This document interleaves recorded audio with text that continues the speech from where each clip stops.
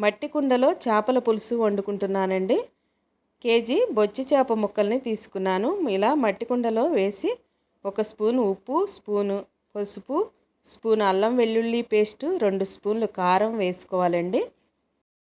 ఒక ఉల్లిపాయని సన్నగా తరిగి ముక్కలుగా చేసి వేసుకుంటున్నాను. 10 పచ్చిమిరపకాయ చీలికలు, సన్నగా తరిగిన కొత్తిమీర కొద్దిగా, 50 గ్రాములు మంచి నూనె బాగా కలుపుకోవాలండి. ముక్కకు పట్టేటట్లుగా ఉప్పు కారం బాగా కలపాలి.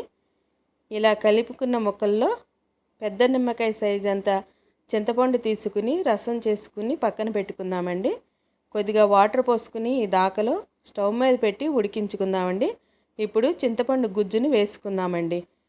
1/2 స్పూన్ జీలకర్ర పొడి, 1/2 స్పూన్ ధనియాల పొడి, కొద్దిగా కొత్తిమీర వేసి మరొకసారి ఉడికించుకుందామండి. అంతేనండి, మా చిన్నప్పుడు మా అమ్మమ్మ చేసే మట్టి కుండలో చేపల పులుసు రెడీ.